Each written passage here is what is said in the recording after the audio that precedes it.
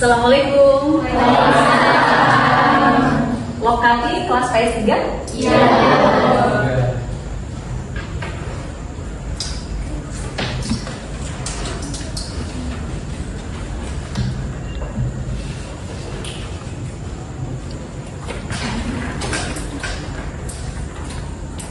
Oke, bismillahirrahmanirrahim. Assalamualaikum warahmatullahi wabarakatuh. Waalaikumsalam warahmatullahi wabarakatuh. Gimana kabarnya hari ini? Baik. Sehat ya? Sehat. Sehat. Sebelum kita mulai, baca basmalah dulu ya. Basmalah, oke? Kita mulai.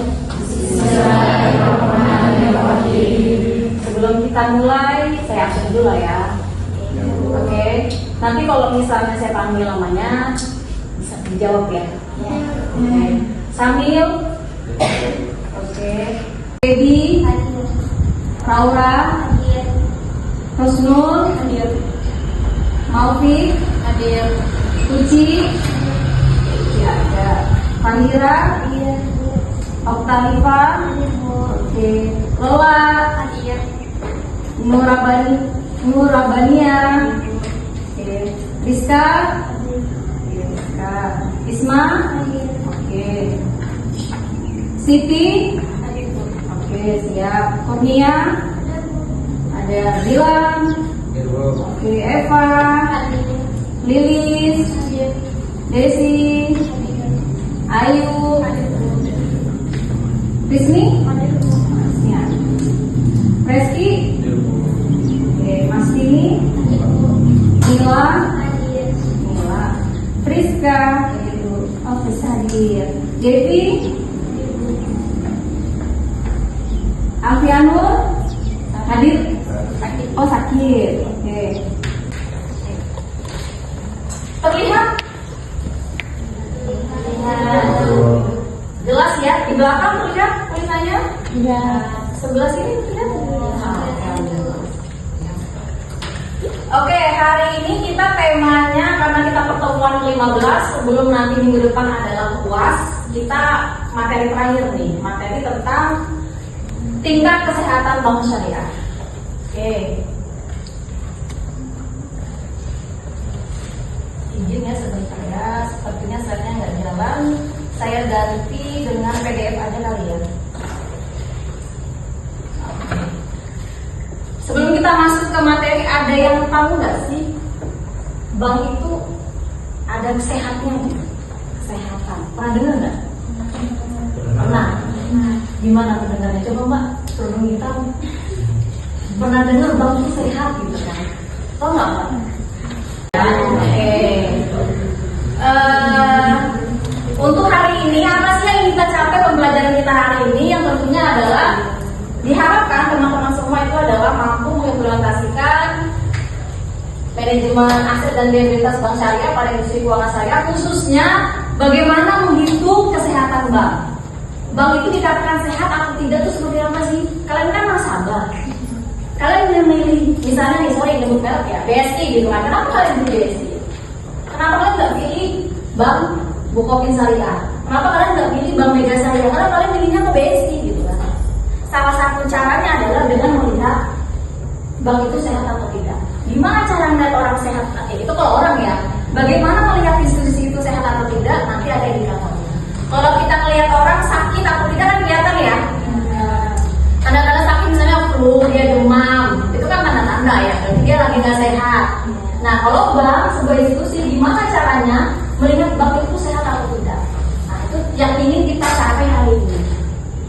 Setelah kalian bisa memahami atau mengukur nanti tingkat kesehatan bank, tentunya kalian bisa menganalisa ketika dia sehat, apa nih analisanya? Kalau dia nggak sehat, gimana nih? Gitu ya. Bisa dipahami sampai sini dulu untuk capaian pembelajaran kita. Oke, sekarang kita lanjut. Materi kita hari ini ada 6 poin. Pengertian, tujuan, metode KEMOS, metode RGIC, dan kesimpulan dan tugas. Dari 6 pembahasan ini, ada yang mau tanyakan dulu sebelum saya lanjut? Terlihat? Jelas belakang terlihat tulisannya? Iya. Sebelah sini terlihat? Oke, hari ini kita temanya karena kita pertemuan 15, sebelum nanti minggu depan adalah UAS, kita materi terakhir nih, materi tentang tingkat kesehatan bank syariah. Oke. Izin ya sebentar ya, sepertinya slide-nya nggak jalan. Saya ganti dengan PDF aja kali ya. Oke. Sebelum kita masuk ke materi, ada yang tahu nggak sih bank itu ada sehatnya nih? Kesehatan. Pernah dengar nggak? Pernah. Gimana pendengarnya? Coba Mbak, turun kita. Pernah dengar bank itu sehat gitu kan? Tahu nggak Mbak? Ada yang tahu? Ya kapital ya, di sini ya. Kapital ya. Ada yang tahu kapital itu apa?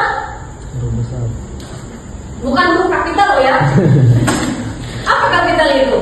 Perusahaan yang perseorangan. Perseorangan, perusahaan perseorangan. Ada lagi tambahan? Itu aja. Ada mau nambahkan lagi? Pas? Pas. Kapital itu adalah sama dengan modal.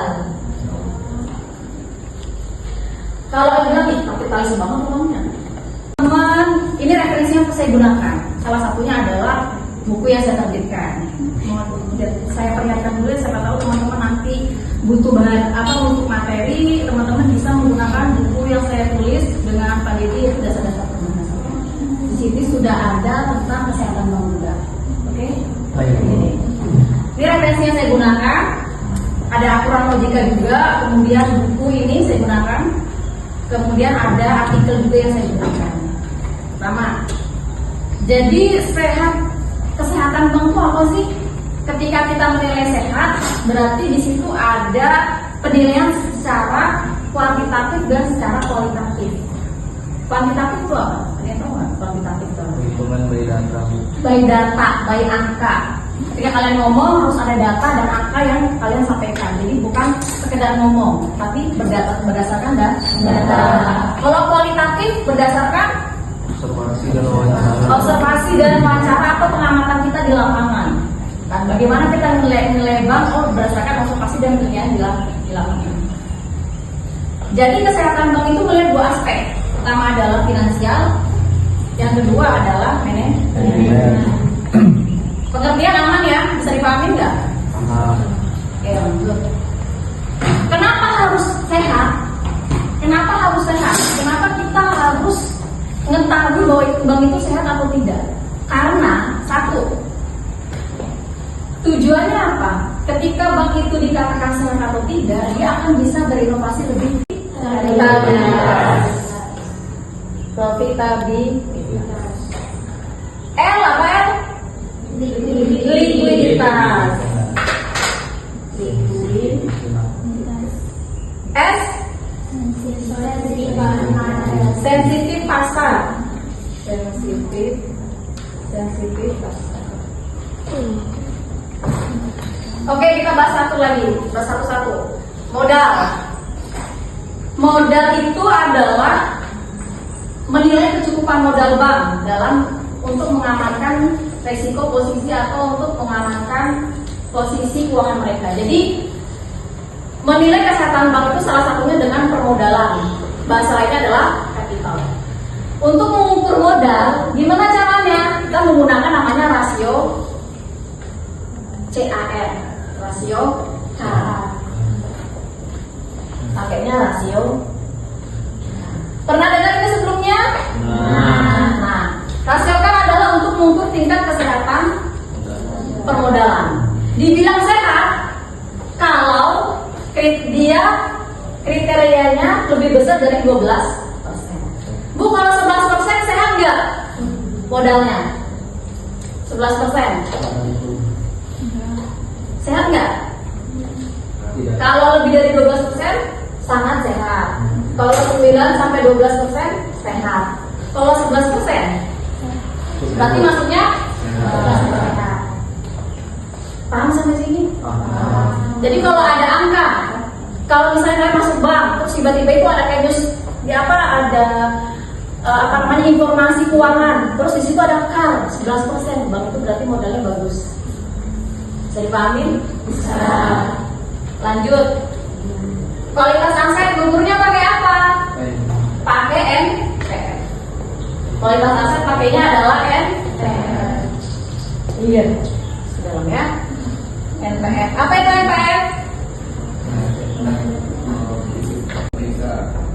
Bisa OJK, bisa langsung di website resmi masing-masing bank. Kalau kalian buka misalnya www.besti.co.id, kalian cari di situ laporan keuangan atau laporan tahunan, pasti ada informasi keuangan. Ada yang bertanyakan dulu? Oke, kita lanjut. Terus apa bedanya sama RGC? RGEC, apa bedanya?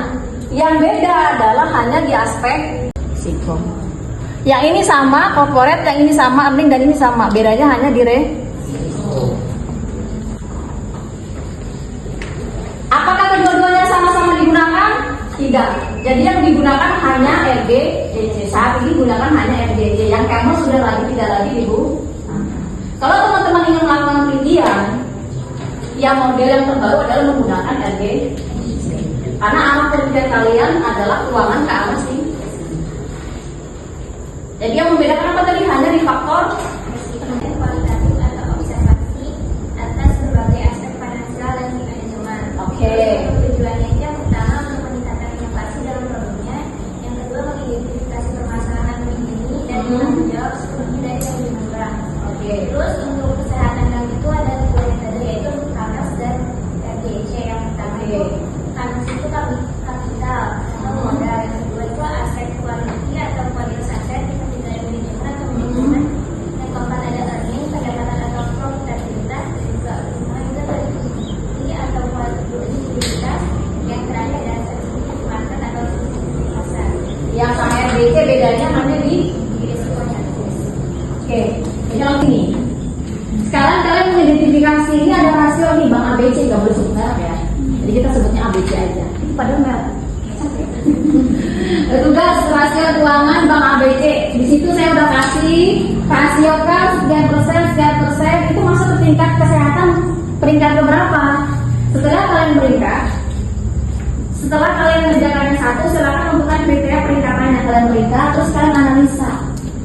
Karena modalnya saya artinya apa? Ketika NPF-nya 12% itu saya nggak sih? Artinya gimana? Analisa kalian gimana? Silakan kalian kerjakan via Google Classroom yang sudah kalian punya, kemudian dikumpulkan besok paling lama jam 10 malam. Pakai RM boleh nggak, silakan saja, tapi ya harus difilter lah ya. Kasihlah kesimpulan kalian, jangan kalian mau dibodohin AI. AI juga buatan manusia itu. Kalau kalian mau kerjakan bareng atau tetap ngumpulkannya masing-masing, oke? Terakhir, ini ada tips dari saya. Jika kamu tidak dapat menahan lelahnya belajar, maka kamu akan harus. Terima kasih, saya tutup dengan baca hamdalah. Alhamdulillah. Doakan ratu majelis, subhanallah.